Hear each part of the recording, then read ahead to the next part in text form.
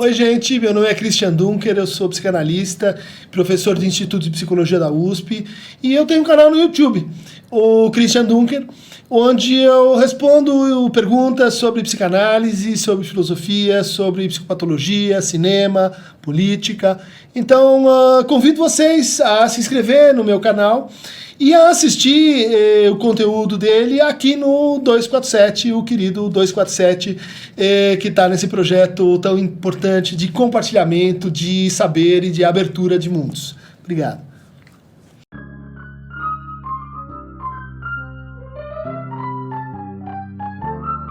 Bem-vindos ao nosso canal YouTube, hoje com um Desejo em Cena, examinando o filme de Kleber Mendonça e Juliano Dornelles, Bacurau, de 2019.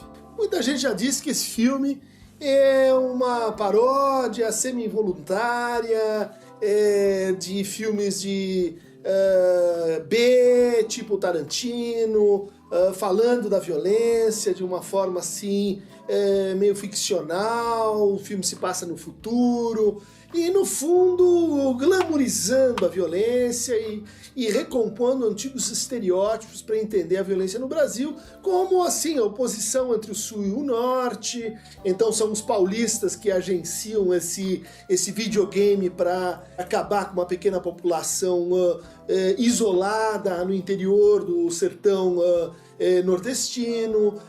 Já se disse também que é um filme que exagera a violência e por isso perde assim a sua finalidade e que corrobora apenas um ambiente assim, de ressentimento e vingança que está em curso no Brasil. Eu acho que isso aí é uma leitura possível, é uma leitura disponível, sobretudo, né?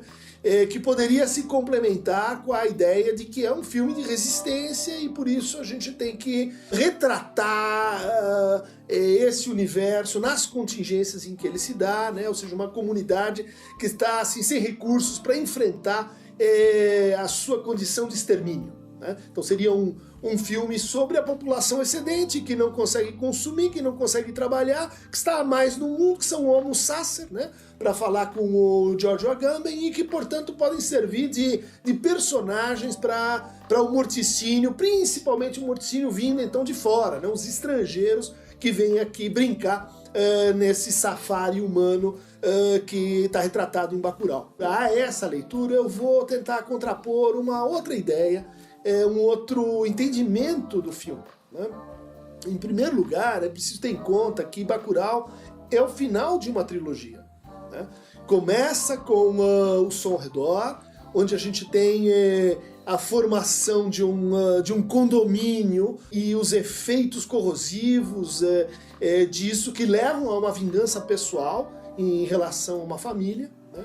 Depois a gente tem Aquários, onde Sônia Braga, num grande momento da sua carreira, mostra a força de resistência que pode haver no corpo de uma mulher que não cede, né, do seu desejo, uma versão assim brasileira de Antígona, e que, portanto, Bacurau ele é parte dessa trilogia, o terceiro capítulo. Ele não pode ser tomado como uma leitura fácil do que aconteceu aí sobre o universo do Bolsonaro, porque ele foi pensado antes disso, né? Ele foi produzido antes da catástrofe, né? O interessante é justamente como ele se torna meio óbvio, mas por quê? Porque ele foi capaz de pensar o seu próprio futuro. E ele foi capaz de pensar o seu próprio futuro porque ele está construindo uma série sobre o Brasil, para discutir o que é o Brasil. Então, agora o retrato trazido ele se torna óbvio, mas tem uma função crítica aí nessa obviedade, né?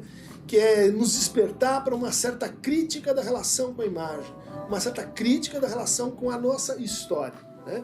Então, tradicionalmente se entende que existem dois tipos de violência, né? A violência que transgride as leis e a violência que institui as leis, né? Então a violência do Estado, a violência do governo, que aparece muito bem ali retratada nesse Tony Júnior, que é o protótipo do político corrupto, né? Que só aparece na época da eleição e que literalmente vende o seu eleitorado para a chacina que vai acontecer.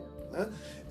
Do outro lado, tem a violência da transgressão da lei, transgressão da regra, daqueles que usam então armas para matar os outros. Bom, de um lado a gente tem o que? Uma espécie de biopolítica, né? Em que o Estado começa a administrar e pensar suas populações como enfim, empreendimento de guerra e controle da vida, e do outro lado a gente tem o que um Mbembe chama, né, de necropolítica, uma política orientada para a morte. Me parece que o filme do Kleber e do Juliano, ele consegue propor um outro tipo de política, uma política que está baseado justamente na reinvenção da nossa relação com a imagem.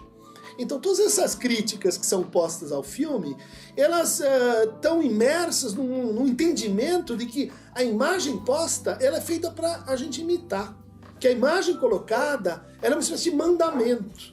Ela está dizendo assim, faça assado, haja como eu, me imite. Né? Isso é lógica, vamos dizer assim, de meme. Né? Não necessariamente está em jogo quando a gente olha para o filme e percebe que no filme há justamente a tentativa de construir um terceiro tipo de violência. O Walter Benjamin chamou esse terceiro tipo de violência divina, porque é uma violência que, vamos dizer assim, tenta reinstituir as coisas. É uma violência que, por outro lado, tenta desintegrar esta oposição entre biopolítica e necropolítica. Tenta refazer e desconstruir essas polarizações. Né? Então, quando a gente se coloca desse ponto de vista, o filme parece assim ser uma espécie de tentativa de nos ensinar como é possível sonhar de outra maneira. Então o filme começa com um grande funeral, né? O filme começa com o regresso de uma heroína. Aí já tem uma dica, talvez o filme esteja trabalhando num registro alegórico, né? Num registro em que a gente tem várias temporalidades juntas acontecendo ao mesmo tempo. Então Bacurau é Canudos, Bacurau é escravidão, Bacurau é o Estado Novo, Bacurau é a ditadura militar, Bacurau é a sociedade dos condomínios, tudo isso acontecendo ao mesmo tempo. Né? Então, quando a gente tem esse retorno de uma mulher para a sua comunidade de origem, em contexto de luto, o que está em jogo aí? A impossibilidade que a gente enfrentou de fazer o luto da nossa própria história. Tá? E quando a gente não faz o luto, o que acontece? Né? A violência se torna mais traumática. A violência traumática, dizia o Freud, ela tem duas formas de transmissão. Uma é a forma positiva, em que a gente fica voltando naquela imagem, a gente fica tendo pesadelos, a gente não consegue parar de pensar naquilo, aquilo vai insistindo e vai produzindo angústia, vai produzindo síndromes de despersonalização, de perda de relação com o próprio corpo. Mas tem um segundo grupo de fenômenos ligados à transmissão do trauma, e esses são os fenômenos mais difíceis de lidar, que é a transmissão silenciosa do trauma. É aquilo que se passa nas entrelinhas, que é aquilo que se passa fora das grandes imagens e holofotes. É aquilo do qual não se fala, numa família, numa comunidade, num país. E como é que a gente consegue elaborar, portanto, isso do qual não se fala? Primeiro é preciso encontrar uma certa política da imagem. Primeiro é preciso encontrar uma certa partilha do sensível, como falava lá o Jacques Rancière. Primeiro é preciso inventar uma violência que não seja mera reprodução da violência. Né? Violência na imagem. Então veja, é um filme, gente. Não é uma aula pedagógica. É um filme, ou seja, ele está ensinando a gente como olhar. Né? E como o nosso olhar está também parasitado, corroído por formas de ver que nos impedem de alcançar esse traço de real que está em jogo aí nesse filme e nessa trilogia. Né?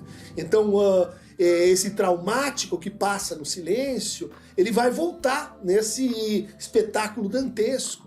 E como é que ele vai ser assim enfrentado? Né? Então vamos retomar alguns elementos do filme.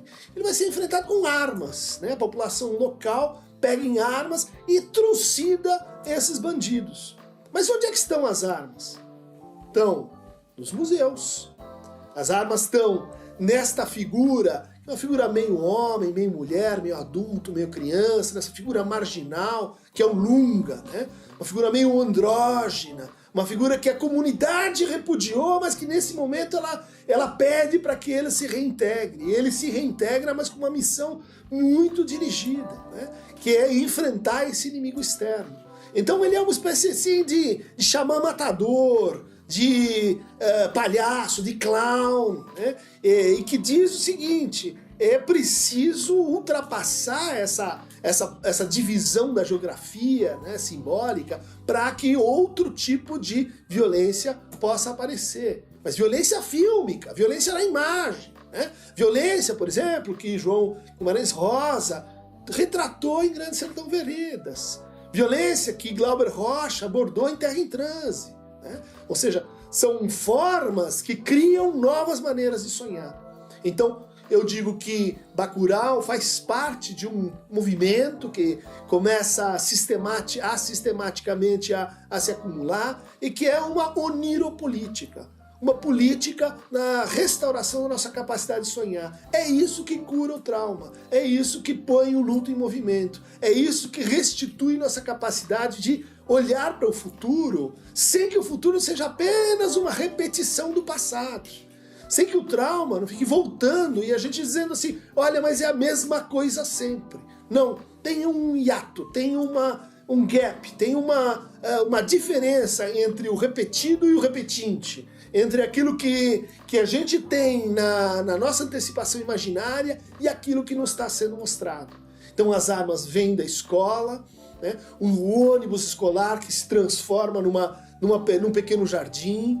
As armas vêm do subterrâneo, né? Elas estão escondidas no subterrâneo, dentro da terra, né? E com isso a população de Bacurau consegue fazer frente a essa violência do extermínio.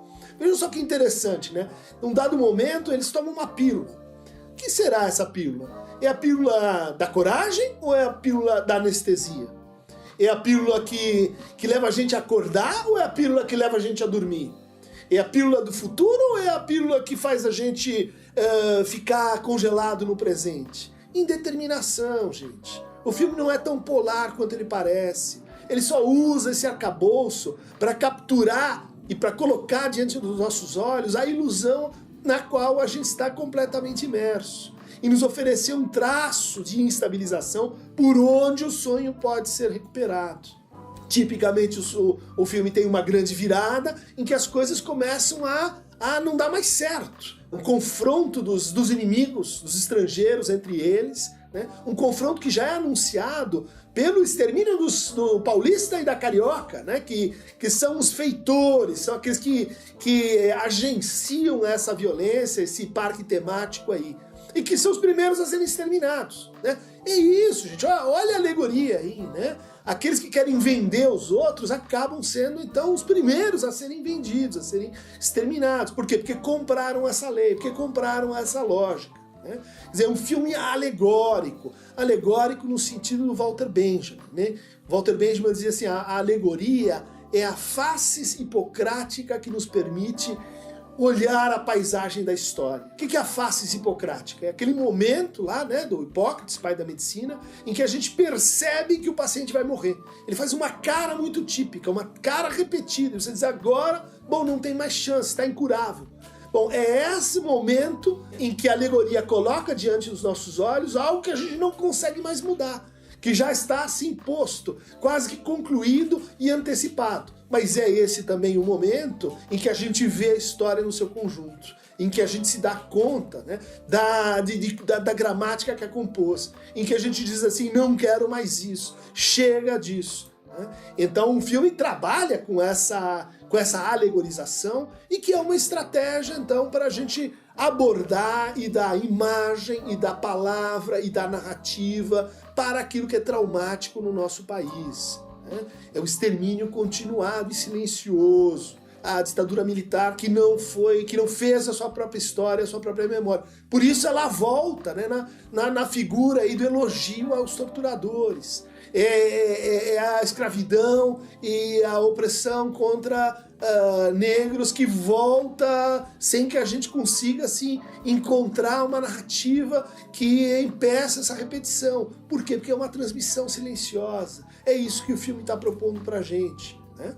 Ou seja, sair desta lógica muito simples, em que a gente diz assim, não, se eu for violento como outro, eu vou me transformar no outro, né? Como aquela pessoa que apanha da polícia, daí qual que é o sonho dela? Crescer e entrar na polícia. Para quê? Para bater nos outros. Ou aquele que na escola é oprimido pelo professor, daí ele sonha em um dia mudar de lado e ser o professor que vai oprimir o seu aluno. Chega disso. Mas veja, como é que a gente consegue alterar essa gramática, né? Interpolando uma espécie de gramática de ato, de parênteses, em que não é só mudar de lado. Nessa mudança tem esse momento do sonho, em que o sonho cria, o sonho não só repete, em que o passado é capaz então de passar, e não simplesmente de se reapresentar como o nosso futuro concluído e acabado, né? É assim, né, que a gente vê o extermínio não só das pessoas, mas da esperança das pessoas,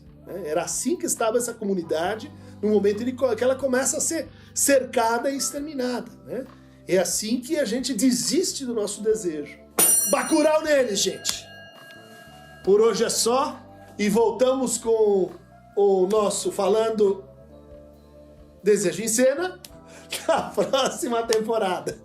Pessoal do live, se um ficou muito mal, manda um ok aqui pra nós e bacurau neles. Domingo à noite, o que eu vou fazer? Ver live. Link aqui no Aqueronta Movebo, se você quiser receber mais fragmentos fílmicos, bacurescos e transformativos.